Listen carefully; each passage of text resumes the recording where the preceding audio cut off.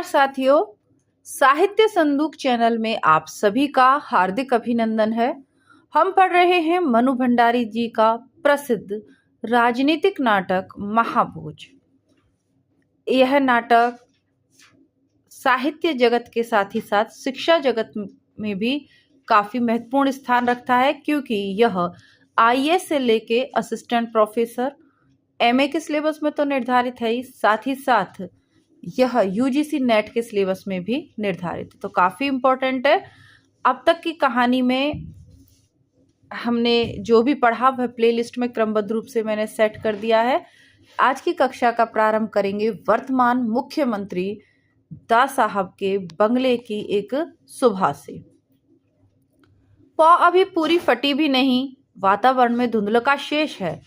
दा साहब नंगे पैर हरी धूप पर चहलकदमी कर रहे हैं। ओस भीगी धूप पर घूमने से केवल नेत्रों की ज्योति ही नहीं बढ़ती, मन मस्तिष्क में भी ऐसी तरावट आती है कि सारा दिन आदमी तनाव मुक्त होकर काम कर सकता है, मन शांत और चित्त प्रफुल्लित। पांडे जी भी साथ हैं दा साहब के। भोर का सुहाना समय, ठंडी बयार, सुकून देने वाला दा साहब का साथ, फिर भी चिंता और परेशानी की लकीरें पांडे जी के चेहरे पर मिट नहीं रही। लोचन बाबू के घर रात 2 बजे तक होने वाली बैठक का पूरा ब्यौरा सुनाने के बाद भी जैसे बोझ हल्का नहीं हुआ पांडे जी का। तो पांडे जी कौन है? पांडे जी वर्तमान मुख्यमंत्री दा साहब के निजी सचिव हैं। आज ही अप्पा साहब से मिलने वाले हैं लोचन बाबू, और लगता है इस बार पहले की तरह मानने वाले भी नहीं हैं ये लोग। सुकुल बाबू के कारण ये चुनाव ही काफी बड़ा सिरदर्द बना हुआ है। जरूरत इस समय यह है कि सब लोग एकजुट होकर काम करें, सो मदद तो दूर एन इसी मौके पर। स्वर में क्षोभ इतना गहरा हो गया कि बाकी शब्द उसी में डूब गए। बात बहुत ध्यान से ही सुन रहे हैं दास साहब, और मन में कहीं गहरे उतर भी रही है, पर चेहरे पर किसी तरह का कोई विकार, कोई प्रतिक्रिया नहीं। 85 लोग समर्थन देने जा रहे हैं लोचन बाबू का। बहुत आशावादी है लोचन। अच्छा है, इस उम्र में आशावादी होना चाहिए व्यक्ति को। मात्र उम्मीद की डोर से बंधा हुआ आदमी भी बहुत कुछ कर गुजरता है कभी कभी। पांडे जी इस समय इस तरह की प्रतिक्रियाओं की अपेक्षा नहीं करे, सीधे ही पूछ लिया, लोचन बाबू से मिलेंगे आप? समय तय करूं? अप्पा साहब शायद इस बार। पांडे बात बीच में ही तोड़ दी दा साहब ने। तुम्हें सरोहा चुनाव क्षेत्र की जिम्मेदारी दी है, तुम उसे ही संभालो। इधर की चिंता से अपने को परेशान करने की जरूरत नहीं।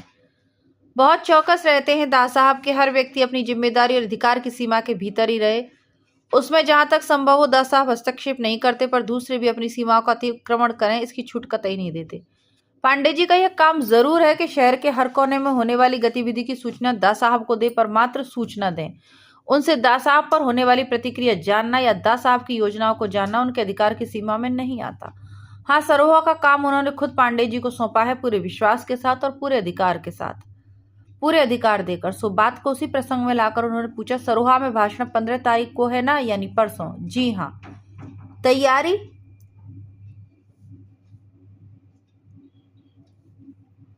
घरेलू उद्योग योजना का प्रचार पूरे जोर शोर के साथ हो रहा है।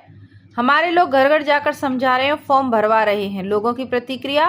कुछ लोगों के मन में बहुत उत्साह है, कुछ के मन में अविश्वास भी कि बातें तो कब से सुन रहे हैं, कुछ होएगा जाएगा भी या नहीं। कागजी योजनाएं अविश्वासी तो बना ही देती हैं लोगों को। पांडे जी को लगा जैसे योजना के कागज तक रह जाने के लिए वे ही जिम्मेदार ठहराए जा रहे हैं। सफाई देते बोले, पर इस मद के लिए खैर छोड़ो, बीती बातों पर व्यर्थी समय नष्ट नहीं करते दा साहब। 2 बातों का ध्यान रखा गया है ना। इस योजना में पंचायत कहीं नहीं आए, असंतुष्ट हैं लोग पंचायत से? जी नहीं, एक अलग दफ्तर की व्यवस्था की गई है, सरकार का सीधा नियंत्रण रहेगा उस पर।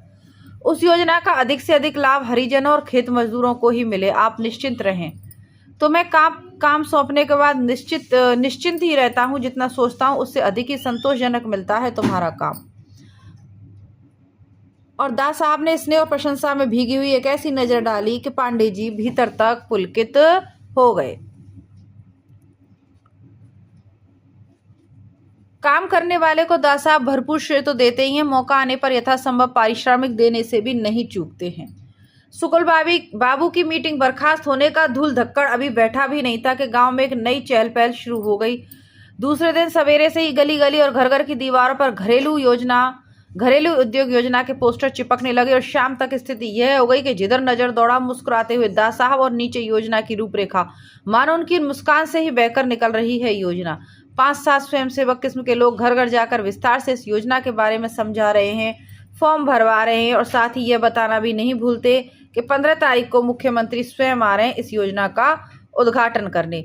2 कमरों के एक छोटे से घर में जो अस्थायी दफ्तर बना है, वहां सवेरे से शाम तक तांता लग रहा है लोगों का।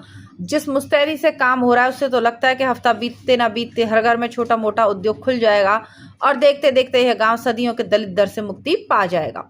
चंद दिनों में ही गांव का सारा माहौल बदल दिया है इस योजना ने। लोगों की बातचीत का विषय भी वही, सोच का विषय भी वही। हाँ, गांव में एक दल ऐसे लोगों का भी है जो सरेआम इस योजना की चिंदियां बिखेर कर लोगों को आगाह कर रहा है कि विसु की मौत को भरसक जिंदा रखने की कोशिश कर रहा है। विसु मर गया कोई बात नहीं, पर विसु की मौत का प्रसंग मर गया और इस समय वो कैसे जिंदा रहेंगे। अजीब रस्सा कशी हुई है गांव में। और आज तो यह रस्सा कसी अपनी पराकाष्ठा पर पहुंच गई। मुख्यमंत्री दास साहब आ रहे हैं गांव में। एक तरफ उनके स्वागत की तैयारियां चल रही हैं जोर शोर से। सादगी पसंद दास साहब की सख्त हिदायत के कारण किसी तरह की कोई तामझाम तो नहीं, पर हाँ, उत्साह भरपूर है। चारों ओर उत्साह फैलाने का प्रयत्न भी भरपूर है। गांव में नए चेहरों की बाढ़ सी आ गई है। काफी संख्या में पुलिस भी उतर आई है, कुछ सरकारी वर्दी में, कुछ सादा वर्दी में। शुक्ल बाबू के भाषण वाले दिन से दुगनी गहमा गहमी है आज। स्वाभाविक भी है, कुर्सी से उतरे हुए मंत्री और कुर्सी पर बैठे हुए मंत्री में कितना अंतर होता है। दूसरी तरफ काली झंडी और बड़े बड़े पोस्टरों का अंबार लगा हुआ है जिनमें आगजनी और विसु की मौत का जवाब मांगते हुए बड़े तेज और तीखे नारे लिखे हुए हैं। गांव के अधिकतर लोगों के लिए सारा तमाशा जुम्मन पहलवान के अखाड़े में होने वाली कबड्डी से कम दिलचस्प नहीं। ठीक समय से कुछ पहले ही दास साहब की गाड़ी आ पहुंची। आगे पीछे गाड़ियां भी हैं, पर सीधे मंच की तरफ नहीं बढ़ी दास साहब की गाड़ी। पहले पहुंची विसु के घर। साथ आए लोग अजीब असमंजस में। निर्धारित कार्यक्रम में तो यह सब था ही नहीं, पर जो उन्हें निकट से जानते उन्हें कोई आश्चर्य नहीं होता ऐसी बातों से। वे जानते हैं कि दास साहब का इंसानियती का तकाजा हमेशा निर्धारित कार्यक्रमों को इसी तरह तोड़ता मरोड़ता रहता है। गाड़ी नहीं जा सकती घर तक, इसलिए कहा गया कि हीरा को यहीं ले आते, पर दास साहब ने बात अनसुनी कर दी। गाड़ी से उतरे और सीधे कदमों से बढ़ लिए। साथ आया अमला, कुछ वहीं के लोगों की अच्छी खासी भीड़ भी साथ हो ली। दास साहब पहुंचे उसके पहले ही लोग जाकर हीरा को निकाल लाए। बेचारा एकदम भौचक सा समझ नहीं पा रहा था कि क्या करे और क्या कहे। दास साहब ने सहानुभूति से पीठ पर हाथ रखा तो बस 2 बूंद आंसू आंखों से चूकर झुर्रियों में समा गए। बहुत अफसोस हुआ विशेषर का, पर अब हौसला रखो, दास साहब ने बहुत धीमे से कहा और हीरा को उसी तरह कंधे से थामे गाड़ी की ओर ले चले। गाड़ी तक आकर हीरा बेचारा हाथ जोड़कर खड़ा हो गया। कहा उसने कुछ नहीं, पर बेतरह कातर बेहद कृतज्ञ हो आया था वह। दास साहब खुद उसके घर आए, ऐसा मान तो उसे न जीवन में कभी मिला और न कभी आगे मिलेगा।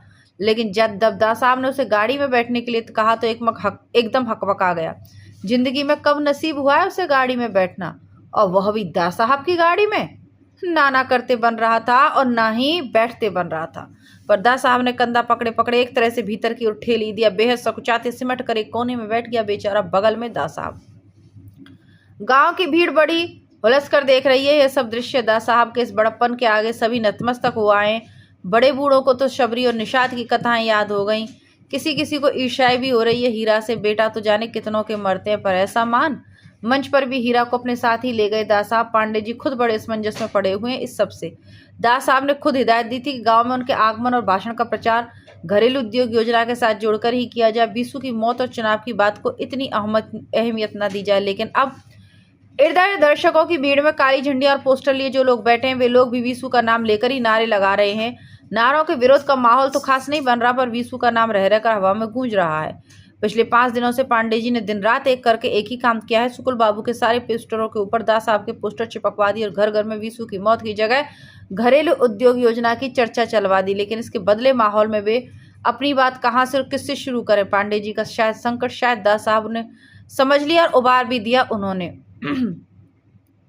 आरंभिक औपचारिकताओं को पूरा करने का मौका दिए बिना ही उन्होंने माइक संभाली और सीधे श्रोताओं को संबोधित किया। मेरे भाइयों, आज एक बहुत ही खेदजनक मौके पर, एक दुख के मौके पर आया हूं आप लोगों के बीच। चलने लगा तो लोगों ने सलाह दी कि सुरक्षा का विशेष प्रबंध करके चलूं। बात में कुछ समझा नहीं। अरे अपने भाई बंधुओं के बीच आकर तो आदमी वैसे ही सुरक्षित रहता है, ये अतिरिक्त सुरक्षा कैसी और क्यों? दास साहब एक क्षण रुके और भीड़ की ओर एक सरसरी नजर डाली। बताया गया कि आप लोग बहुत नाराज हैं। सुना तो लगा कि तब तो और भी जरूरी है कि अकेले ही जाऊं। आप लोगों की नाराजगी मुझ पर है तो मुझे ही झेलनी चाहिए और अकेले ही झेलनी चाहिए। दूसरों को इसमें साझीदार बनाना तो दूसरों के साथ अन्याय होगा। कुछ समय पहले आप लोगों ने अपना प्यार और विश्वास दिया था मुझे, मैंने सिर आंखों पर ही लिया उसे। आज यदि आप अपनी नाराजगी देंगे तो उसे भी सिर आंखों पर ही लूंगा। मेरी गलती पर नाराज होना आपका अधिकार है और उसे झेलना मेरा कर्तव्य है। दास साहब चुप और सारा मजमा शांत। हाँ, सामने की ओर बैठे कुछ नौजवान थोड़ी सी सुरसुराहट हुई और वही डूब गई। मालूम हुआ कि विशेषर की मौत को लेकर बहुत बड़ा तनाव है आप लोगों में। होता तो मुझे ताज्जुब नहीं होता, पर देख रहा हूँ ऐसा कुछ है नहीं। तनाव गांव में नहीं है, काली झंडियों पर सवार करा के बाहर से लाया गया है। पर मेरी प्रार्थना है आपसे, मत ओढ़िए इस बाहरी तनाव को। मैं जानता हूं कि बीसू की मौत को लेकर तरह तरह के संदेह उठे हैं आपके मन में, स्वाभाविक ही है। और इसीलिए मैंने भी डीआईजी को सख्त हिदायत दी थी कि वे खुद सारे बयानों को देखें और खूब गौर से देखें। देखा उन्होंने और उनके हिसाब से बात बहुत साफ है। एक क्षण रुके दास साहब, मानो अगला वाक्य तोल रहे, फिर बड़े सहज से बोले, जितने भी संकेत मिले हैं इस घटना के, सब यही बता रहे हैं कि विशेषर ने आत्महत्या की है। दास साहब का लहजा रहस्य उद्घाटन के तर्ज का नहीं था, पर भीड़ में इसकी प्रतिक्रिया कुछ इस तरह हुई, झूठ है, यह सरासर हत्या है। सामने बैठे नौजवानों में से एक खड़ा होकर चिल्लाया, बाकी लोगों में भी खलबली सी मच गई। सादी वर्दी में पास खड़े पुलिस के कुछ लोग हवा में हाथ भांज भांज कर उन्हें चुप कराने लगे। नहीं नहीं, कोई रोके नहीं, बोलने दो। दास साहब ने माइक के डंडे को हाथ में थामकर आवाज में बुलंदी और थोड़ी कड़क खोलकर आदेश दिया, बोलने का और खुलकर बोलने का हक सबको है। जिस हक को दिलाने के लिए हमने इतना संघर्ष किया, जेलें काटी, उसे अब हम छीन ही लें? बहुत बड़ा अन्याय होगा ये। फिर उन्हीं नौजवान को संबोधित करके कहा, आप लोग इस गांव के तो नहीं लगते, फिर भी बोलिए, आपके मन में जो कुछ है खुलकर कहिए। नौजवान ने कहा, विशेषर को मारा गया है, हत्या हुई है, उसकी प्रमाण है आपके पास? दास साहब ने पूछा तो नौजवान चुप मुस्कुराए। दास साहब, खैर नहीं है ना? खैर फिर भी मैं चाहता हूं कि अगर हत्या हुई है तो सबके सामने आएगी बात, असलियत छिप नहीं सकती। और अब तो मैं भी नजरें गड़ाए बैठा हूं। मैंने डीआईजी से कह दिया है कि किसी बड़े अफसर का भेजकर फिर से बयान लें। आप लोगों के भेजेंगे वे किसी को, इस बार आप खुलकर अपनी बात कहिए, प्रमाण जुटाने में मदद कीजिए पुलिस की। अभी कुछ देर पहले ही आया एक नौजवान जो मजमे के किनारे अलग थलग सा ही खड़ा था, एकाएक सामने आया और दास साहब को संबोधित करके जोर से बुला रहे, दास साहब, काहे ये नौटंकी कर रहे हो? यहाँ हरिजनों को जिंदा जला दिया गया और आपकी सरकार और आपकी पुलिस तमाशा देखती रही और महीने भर से खुद तमाशा कर रही है। हुआ आज तक कुछ? मंच पर बैठे लोगों की गर्दनें आगे को निकल आई। बिंदा आ गया, बिंदा आ गया, और निकालो इसे यहाँ से, हरामखोर कहीं का। मिली जुली आवाजों ने माहौल में थोड़ी सी हरकत पैदा कर दी। काली झंडियां थामे लोगों ने भी दो चार नारे हवा में उछाल दिए, पर दास साहब की बुलंद आवाज ने सारे शोर को चक कर दिया। गलत नहीं कहते हो मेरे भाई, आपके मन में जो गुस्सा है बहुत सही है। अन्याय के लिए क्रोध होगा तभी तो अन्याय मिटेगा, पर बात केवल गुस्सा करने से नहीं बनती, उसके लिए हिम्मत जुटानी पड़ती है। एक आदमी नहीं मिला गांव में गवाही देने या शिनाख्त करने के लिए। कौन देगा गवाही? बिंदा कहता है कि कौन देगा गवाही? मरना है किसी को शिनाख्त करके? 4 दिन यहाँ आकर रह लीजिए, पता चल जाएगा कैसा आतंक है। दास साहब ने बात बीच में ही तोड़कर अपने जिम्मे कर ली। ठीक कहते हैं आप, केवल गांव की ही नहीं पूरे देश की यही हालत हो गई थी। आतंक ने गले दबा रखे थे सबके, कोई चूं भी नहीं कर सकता था। हम लोग शुरू से यही तो कोशिश कर रहे हैं कि लोग दहशत से मुक्त और निडर बने, खुलकर अपनी बात कहें, पर अभी भी जैसे लोगों में डर है, सही बात कहने का साहस नहीं जुटा पाते। क्षणिक विश्राम। और अब प्रमाण के बिना पुलिस भी करे तो क्या करे? प्रमाण की ऐसी की तैसी। कौन नहीं जानता कि आग किसने लगवाई? आप नहीं जानते? फिर पकड़वाते क्यों नहीं? अभी किसी गरीब का मामला होता तो पीस कर रख दिया जाता बेचारे को। बिंदा की तैश भरी बात से मंच और मजमे दोनों में फिर खलबली मच गई, पर दास साहब इस बार भी बड़ी सौम्यता और धैर्य से झेल गए वार को। आवाज में लेश मात्र भी आवेश लाए बिना समझाने के लहजे में बोले, नहीं भाई नहीं, ये अमीर गरीब का मामला नहीं, कानून का मामला है, और कानून हाथ में लेने का लालच मत दो। कानून हाथ में लेते ही आदमी बेताज का बादशाह हो जाता है। आप लोगों ने तो भोगा है उस बादशाह को। जब जिसकी मर्जी आई उठाया और जेल में। कोई मुकदमा नहीं, कोई सुनवाई नहीं, कोई फैसला नहीं, कोई सजा नहीं। कानून कब्जे में, पुलिस चंगुल में। जिसको चाहे उठाओ, जिसको चाहे पटको। पुरानी बातों से बहकाइए मत। वीसू की मौत का हिसाब लेकर ही रहूंगा आपसे। पाई पाई का हिसाब बिंदा डरेगा भी नहीं, चुप भी नहीं रहेगा, बिकेगा भी नहीं टुकड़ों से जो आप डालने आए। सादी वर्दी वाली पुलिस और 2-3 लठैत बिल्कुल सिमट आए बिंदा के पास, पर इसके पहले कि उसे पकड़कर बिठाने की कोशिश करते, दास साहब ने अपनी बात से ही बरस दिया। बहुत अच्छा लगा आपका यह जोश, और मैं कदर करता हूँ ऐसे जोश की, लेकिन मैं बहका नहीं रहा। दूर क्यों जाते हो? जिस विशेषर को लेकर आपके मन में इतना रोष है, उसे क्या इसी तरह जेल में नहीं डाला गया था? एक दो दिन के लिए भी नहीं, पूरे 4 साल के लिए, और केवल डाला ही नहीं, भयंकर यातनाएं भी दी गई थी। इस बात को मुझसे ज्यादा अच्छी तो आप तरह से तो आप लोग जानते हैं। भीड़ में यहाँ से वहां तक चुपकी बिंदा दास साहब का मुंह देख रहा था और भीड़ बिंदा का मुंह देख रही थी। माल टूटे उससे पहले दास साहब ने अपनी बात शुरू की। सुकुल बाबू आप लोगों के पास हमदर्दी जताने और बिशु की मौत का बदला लेने आए थे, पूछा नहीं है आप लोगों ने? क्यों साहब? आपके राज में बिना कोई कारण बताए, बिना मुकदमा चलाए इस विशेषर को जेल में क्यों डाल दिया गया था? पूछना चाहिए था। विशेषर तो बड़ा नेक और भला आदमी था। चुप्पी स्तब्धता में बदलने लगी। बात एक अकेले विशेषर की नहीं, ऐसे हजारों नेक और भले विशेषर जेलों में ठूस दिए गए थे। हम लोगों ने जब उन्हें छोड़ा तो एकदम पस्त, सारी जीवनी शक्ति ही निचुड़ गई हो, जैसे कुछ भी झेलने सहने लायक नहीं छोड़ा उन्हें। इस आत्महत्या के पीछे यह भी एक कारण है। दास साहब थोड़ा रुके। मजमे को अपनी मुट्ठी में कर लेने का श्रम और संतोष दोनों एक साथ उनके चेहरे पर झलक रहे थे। समझदार आदमी है सुकुल बाबू, मैं उनका आदर करता हूं, पर उनका यह रवैया आपस में द्वेष फैलाने वाला मैं ठीक नहीं समझता इसे। लेकिन स्वार्थ कभी कभी आदमी को ऐसी अविवेकी बात करने के लिए उकसाता है। क्षणिक विश्राम। इस बार तो देख लिया सबने कि जनता की एकता में बड़ा जोर है, तूफानी जोर। तूफान आता है तो बड़े बड़े बेड़ों को जड़ सहित उखाड़ फेंकता है। जनता एक होती है तो बड़े बड़े राज्य उलट देती है। फिका हुआ आदमी इस बात को सबसे ज्यादा महसूस करता है। कुर्सी पर बैठना है तो जनता में फूट डालो, कुर्सी बचानी है तो जनता में फूट डालो। जनता की एकता कुर्सी के लिए सबसे बड़ा खतरा है। समझ रहे हैं ना आप लोग मेरी बात? आप लोग खुद। अचानक दास साहब की बात को बीच में काटकर बिंदा चिल्लाया, 30 साल से आप लोगों की बातें ही तो सुनते समझते आ रहे हैं। क्या हुआ आज तक? पेट भरने के लिए अन्न नहीं, आपकी बातें खाली बातें। जैसे सुकुल बाबू तैसे आप। तड़ाक से उसने एक और थूकार मजमे की स्तब्धता को चीरकर दंदनाता हुआ एक और चला गया। चारों ओर खलबली मच गई। काली झंडी वाले लोग मौका देखकर नारे लगाने लगे। पांडे जी ने माइक संभाला और लोगों को शांत करने लगे। थोड़ी सी स्थिति संभली तो दास साहब ने माइक संभाला। बहुत क्रोध और साहस है इस नौजवान में, मुझे बहुत अच्छा लगा है इसका ये तेवर। जिस गांव में नौजवानों में यह गुण हो वहां किसी तरह का जोर जुलम और अन्याय नहीं चल सकता। अपने गरीब भाइयों का हमदर्द लगता है मुझे तो ऐसे निर्भीक और उत्साही नवयुवकों की आवश्यकता है इस योजना के लिए। चाहता हूं कि घरेलू उद्योग योजना को आप लोग ही संभालें, आप लोग ही चलाएं। कितना बड़ा सपना था बापू का कि हमारा हर गांव और हर ग्रामीण आर्थिक रूप से स्वतंत्र बने, समर्थ बने। आज इस सपने की दिशा में पहला कदम बढ़ाया, पर पूरा तो यह आप लोगों की मदद, आप लोगों के सहयोग से ही होगा। मैंने पहल कर दी, आप पूरा कीजिए। फिर हीरा की ओर देखकर बोले, इस योजना के उद्घाटन के लिए विशेषर के बाबा से अधिक सही आदमी कौन हो सकता है भला? पांडे जी बेचारे फिर भौचक। उद्घाटन तो दास साहब को करना था, पर साथ ही दास साहब की सूझबूझ पर मुग्ध भी थे। बात पूरी की दास साहब ने। गरीबों का हितैषी था विशेषर, उसकी आत्मा को बड़ी शांति मिलेगी इससे।